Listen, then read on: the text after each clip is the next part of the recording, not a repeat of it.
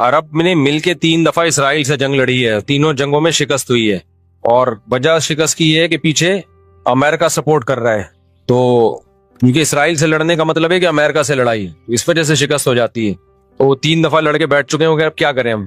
ہونا یہ چاہیے اگر تھوڑا سا بارڈر کھول دیں نا تو پوری دنیا کے مسلمان پیدل ہی اسرائیل کو فتح کر کے آ سکتے ہیں. اتنی بڑی تعداد میں مسلمان ہیں اور ان میں جانے کا جذبہ بھی ہے کہ تھوڑا سا بھی راستہ کھل جائے تو یہ پیدل ہی ہوتے ہوتے اتنی بڑی تعداد ہے, یہ 8-10 کروڑ تو ویسے ہی چلے جائیں گے. اسرائیل پہیاں فتح کر کے آ جائیں گے. لیکن بات یہ کہ جانے نہیں دیتے, راستہ نہیں ہے. کیونکہ اگر مصر راستہ دیتا ہے نا, تھوڑا سا بھی راستہ کھولتا ہے, تو پہلے اسی بیس پہ اسرائیل مصر پہ اٹیک کر کے اس کے علاقے لے چکا ہے کہ مصر نے راستہ کھولا ہوا تھا مجاہدین کے لیے. تو اس بیس پہ اسرائیل نے آدھا مصر پہ قبضہ کر لیا, سمجھ رہے ہو. تو جب مصری ہاتھ سے نکل گیا ان کے, تو ایسا گچھی پکڑی ہے نا چاروں طرف سے. تو اب دیکھیں آگے ہوتا کیا ہے, اللہ خیر کرے. دیکھو ایسی لڑائی جس سے اگلی دفعہ اس سے بھی جائیں, یہ تو کوئی بھی دنیا میں عقل مند اس کا مشورہ نہیں دے گا. دیکھو مسئلے کا اگر حل سامنے نہ آ رہا ہو تو غلط حل کی طرف نہیں جانا چاہیے, یہ ذہن میں رکھیں. ایک آدمی بندوق لے کے آپ کو کہہ رہا ہے جیب میں جو کچھ ہے نکال دو, آپ کہیں میں تو نہیں دوں گا لیکن مسئلے کا حل بتاؤ. تو ہم کہیں گے اگر تمہاری جیب میں میزائل پڑا ہوا ہے تو وہ مسئلے کا حل ہے, اگر وہ نہیں ہے تو موبائل پکڑا دو اور پتلی گلی سے نکل لو.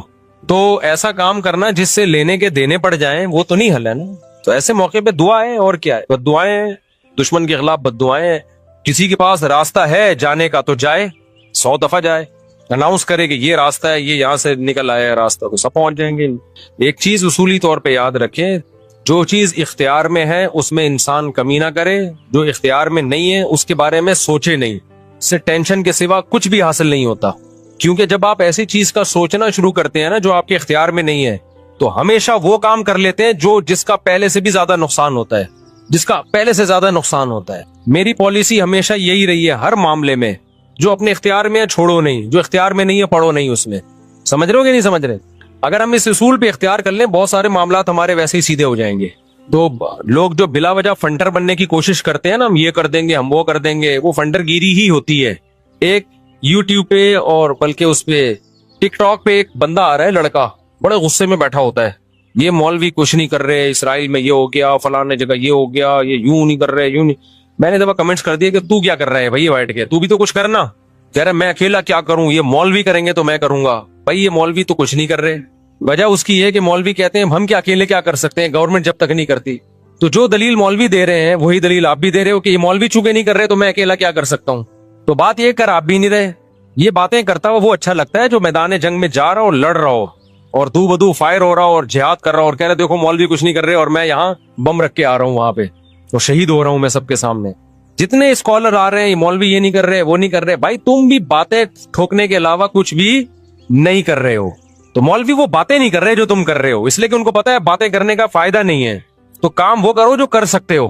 سمجھتے ہو کہ نہیں سمجھتے؟ ایک خاتون نے اپنے شوہر سے کہا نا کہ سوئٹزرلینڈ جانے پہ کتنا خرچہ ہوگا, میں سوچ رہی ہوں کہ ہم سوئٹزرلینڈ چلتے ہیں, کتنا خرچہ ہوگا؟ اس نے کہا بالکل بھی نہیں. اس نے کہا کیوں نہیں خرچہ ہوگا؟ اس نے کہا سوچنے پہ کوئی خرچہ نہیں, سوچ ہی رہی ہو نا سوئٹزرلینڈ جانے کا. تو وہ بات کرنی چاہیے جو عملی دنیا میں ممکن ہو. اور دوسری بات یہ کہ علماء یا جو بھی بڑے لیول پہ جو لوگ ہوتے ہیں وہ بہت کچھ اندر اندر کر رہے ہوتے ہیں.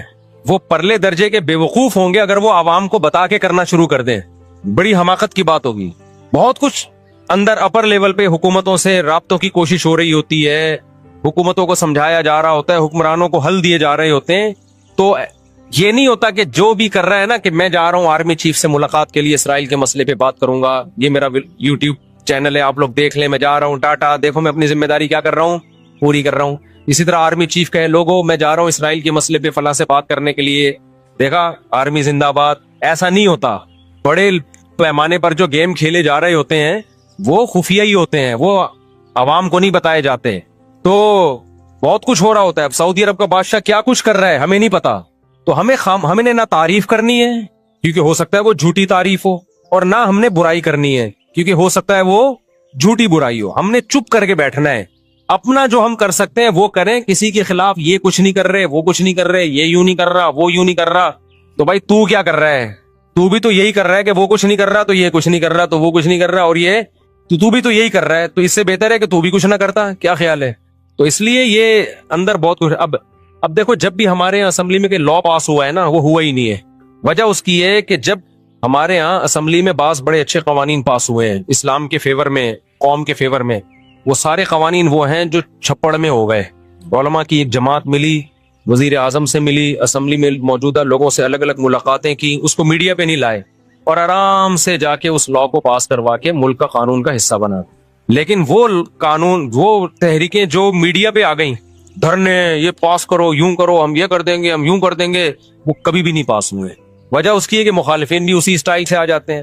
اب یہ جو بل پاس ہوا تھا صحابہ کرام کی کوئی جو گستاخی کرے گا 10 سال کی قید ہے, یہ پورا کام ہونے سے پہلے میڈیا پہ لانا ہی نہیں چاہیے تھا اس کو. ابھی سینٹ سے بل پاس ہوا ہے اور ایک دم شور شرابہ, مبارک باتیں. میرے پاس بھی فون آیا کہ مصعب مجھے کیا پتا, پورا میں سمجھتا پورا کام ہو گیا. ہم نے بھی کہا مبارک ہو بھائی ماشاءاللہ. پتا چلا وہ پاس ہی نہیں ہوا وہ, کیونکہ مخالفین اتنے متحرک ہو گئے. ارے جب آدھا کام ہوا تھا, آدھا ہوا ہی نہیں تھا, تو چھپڑ میں جا کے چپکے سے اس آدھے کو بھی کروا لیتے یار. پورا کام تو ہو جاتا, اس کے بعد مٹھائیاں بٹتی. پھر بھی مٹھائیاں بانٹنے کی ضرورت نہیں تھی. کیوں دشمن کو آپ جوش دلا رہے ہو؟ چپکے